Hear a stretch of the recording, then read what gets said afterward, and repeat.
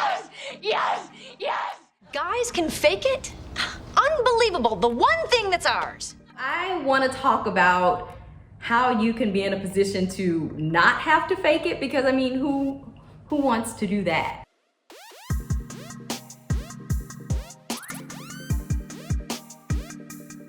Hi, Catherine. I'm Dr. Nita. I'm an OBGYN. It's so nice to meet you. I'm Catherine, as you know. Just recently wrote a piece for The Atlantic. It was called The Tyranny of the Female Orgasm Industrial Complex. You're heterosexual, correct? And so I want to be clear that we want every single person on this planet to have a fulfilling sex life, but this advice is going to be for cisgender women with vaginas who are having intercourse with people who have penises, just because I want to focus on what's going on with you. Basically, I was married for 9 years and to a partner who didn't especially mind that I couldn't orgasm, and then when we got divorced, it sort of became an issue. I was dating a series of men who themselves were very bothered by the fact that I couldn't have. May I ask you a question? You don't have orgasms, and I think this is a very important point, because you definitely can have sex that is super enjoyable without having an orgasm.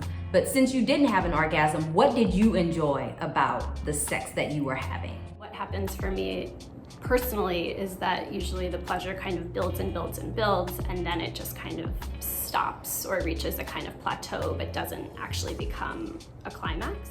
The orgasm doesn't have to be the only thing that makes sex enjoyable. When I think about just all of the misconceptions surrounding sex and orgasms, it's really overwhelming, you know, and I think it all started a long time ago when someone just laid down this narrative about what sex was supposed to look like.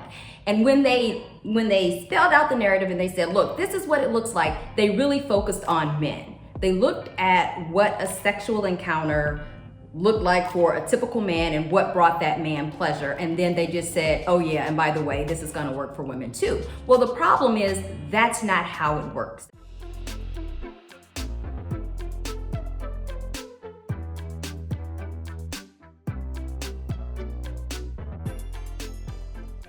I think too, Dr. Nita, we're sort of so programmed from seeing movies and television that, you know, the man's gonna stick it in and then you're gonna come in 3 minutes.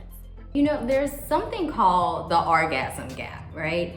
And basically the orgasm gap alludes to the fact that in heterosexual relationships, the men are having a lot more orgasms than the women are. There was a study that was published. They looked at over 52,000 adults in the United States, and they included gay, lesbian, bisexual, heterosexual men and women. And this is what they found when it comes to orgasm frequency.